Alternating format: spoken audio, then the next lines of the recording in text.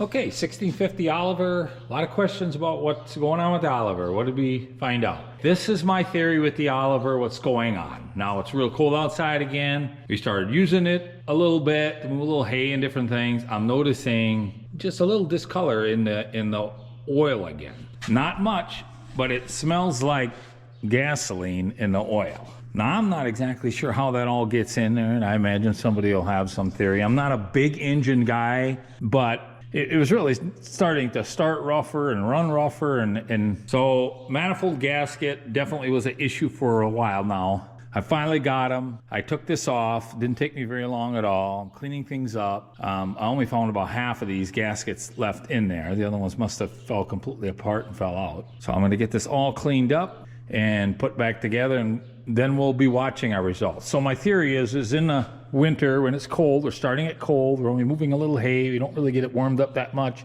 We're using the choke very heavily to keep it running right when it's cold. It seems like when it's warmer out and it's all warmed up, raking hay and stuff, we can get by without having that out, of course. But so that's my theory. Now we'll see.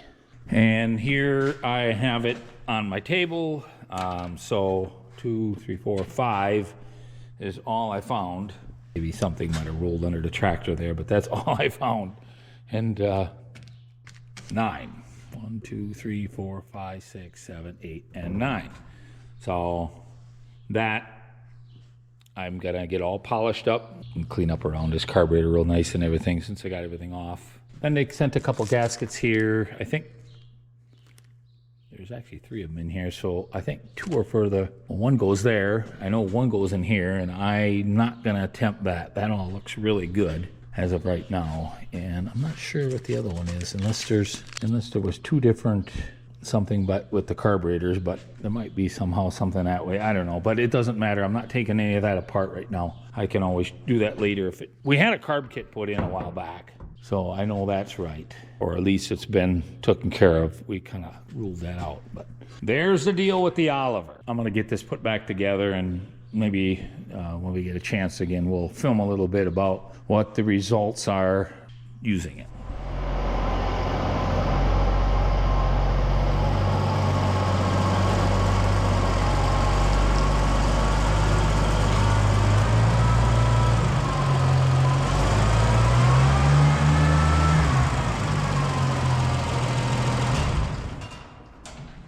Does that run nice?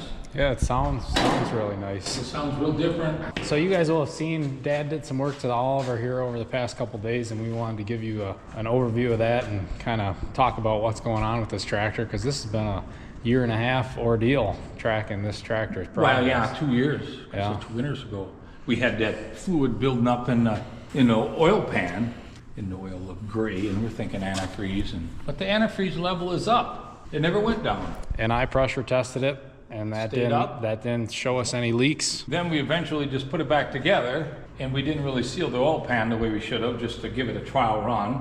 Then we were losing a little bit of oil because we didn't have proper gasket.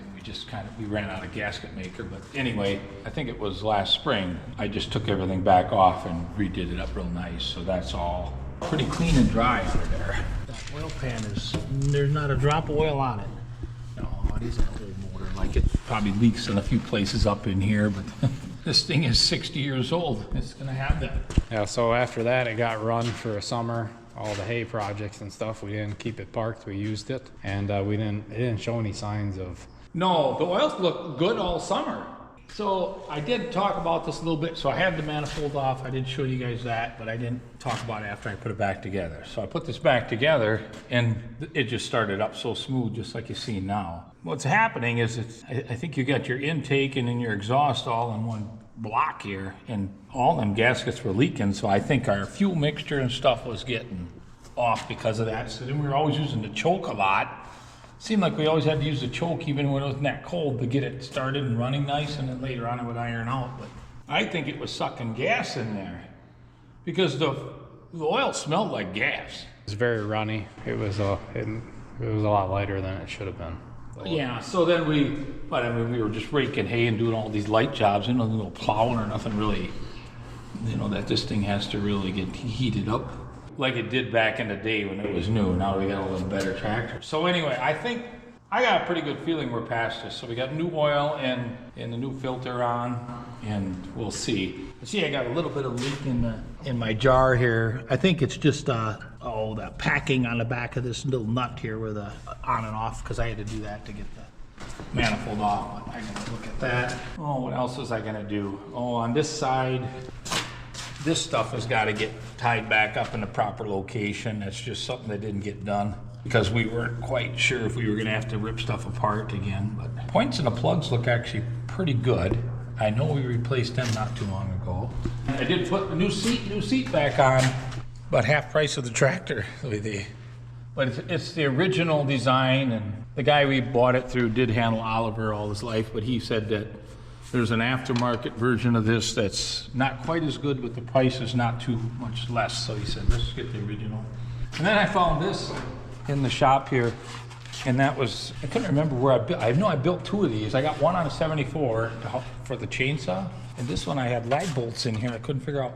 But I think before the shop was done, we had a granary up in here. There was some posts. I had this mounted to that so I could store my chainsaw. It was just some brainstorm idea. So now I thought, well, I think I'm gonna mount it in here. Because sometimes we take this one out to get firewood and stuff.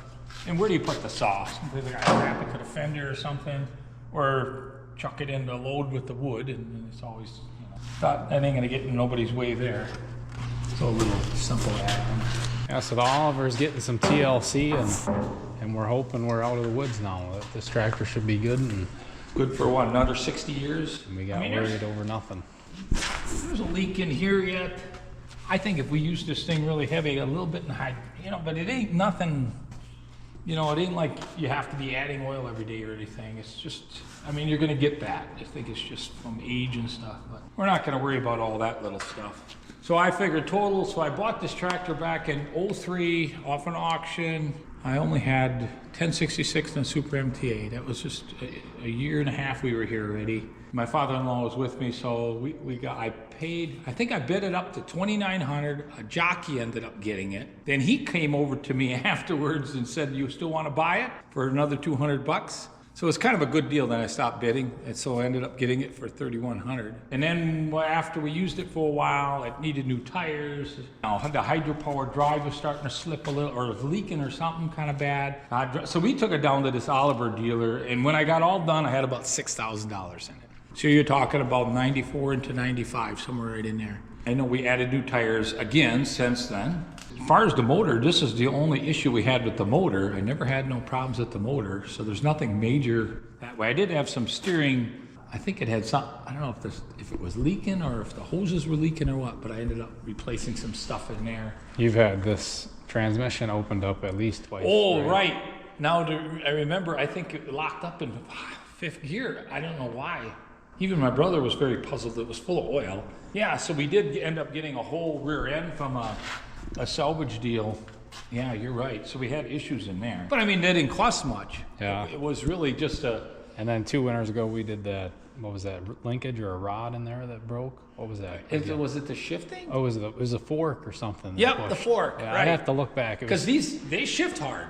Yeah. And I knew a guy, he's not with us anymore, but he was a big Oliver guy, and I kind of asked him, what do you think about Oliver shifting hard? He said, well, that's just the nature of that brand of tractor.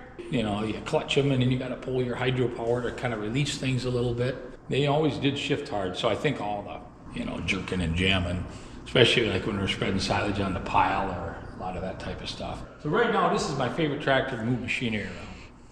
You can really spin around on a dime, and it's easier to drive even in the 686, even though that one's a little bit more horsepower and stuff. The steering on here is easier. It's one finger. Yeah, and lighter too, and it gets around really nice in the yard. One thing, it would be neat if a guy could get some, I'm sure there is some stuff, some kind of side hitch thing so you can... Kind of like the MTA. Yeah.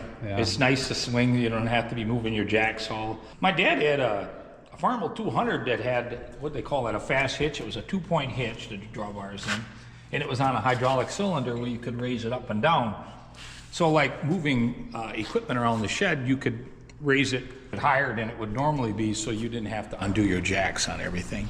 That was really neat too, to move stuff around. But I'm sure a person could come up with all kinds of things like that. But But this is our good old get around, easy going tractor, that's for sure. Well, we're fixing, because let's face it, what do you buy for six? Well, even if you, I don't know, you think throughout the years, I know I'm under 10,000 with all the repairs and tires and everything. Yeah, you can't even get one of them lawn tractors for that anymore. So I'm sure you guys will still be running around with this when I'm gone. I don't see why it wouldn't be. yeah, that's a perfect tractor for around the yard or raking hay or any of that kind of stuff. So we're kind of happy. We kind of, it still hasn't proven itself yet, but I got a feeling we're gonna see this issue not. And it was actually such a simple fix, those manifold gaskets. I didn't have any trouble really getting that off. I thought it was going to be breaking off bolts or those type of things. But it went good, huh? Yeah, it went real good. Like polished it up with the grinder wheel or the wire wheel a little bit and all that. Yep. I don't even think it took me an hour and I had all that ready. And sometimes that's the way it is in life. You'll be dealing with something so long and then you ask yourself, why didn't we take care of that years ago? You don't even realize we have to know it all. Yeah. And actually, I know a lot of comments. I thank everybody for their comments because I know there's guys that done this stuff their whole life, back when these tractors were more dominant, but we were kind of all leaning on what could be going on with this buildup in our oil. As of right now, I don't think it's antifreeze. I think we got her. So yeah, so there's an update on the Oliver, and I think all in all, the fleet's in a pretty good spot right now. I'm sure there'll be more to fix, but of course, because you're using it and it's old. Yeah. It's like I was telling a guy this yesterday. I met a guy for a little bit there, and he was in his shop fixing on something. I said, "Well, you ain't farming if you ain't fixing something." Yeah. It's just there's always something. And I don't care how up on you are on everything. There's always something that could use a little attention. I mean, if one thing is going good, there's always something else that is not. Even though it's still working, it's still, there's something to address. Yep. So thank you all for the comments. Make sure to leave plenty more. Make sure to check out all our videos from the past. We did a handful of videos about this Oliver issue here, and you've seen it in action. And you Oliver guys, you let us know you're the Oliver guys down in the comments. They love this tractor. It's interesting to see how our audience is split based on what brand you like and what you drive and what you're used to. But we love hearing that, so leave comments about that down below. But I think of, what do we got, 9 tractors with your Magnum now? And I think out of all of them, I think this one has got the most attention. But now that Magnum is starting to get a lot more, but can't blame them guys. Yeah, this is definitely unique, and it's cool to see it work. So. And I know the Oliver dealer, and he's not going anymore, but when he was like, there's just so many of them around. They don't, they're not worth they're not a collector necessarily. I think they're maybe a good one is getting to be that way now, but they're not rare. No. You can find these around, and maybe you're lucky if you get one with a good motor. The other stuff you can kind of fix without a lot of money, but once you get a good motor and that, heck, tires and everything, and there's so much cast in this tractor. I mean, compared to like the 686, I think this one's heavier, even though the horsepower isn't there. It'd be pretty hard to break it. Anyways, that's gonna be it. It was nice to give you another update overview, and there'll be plenty more as we go along and use it. But we will see you all next time. Thanks for watching. Like, subscribe, share. Check out Gierok Farms, and we'll see you all in the next one.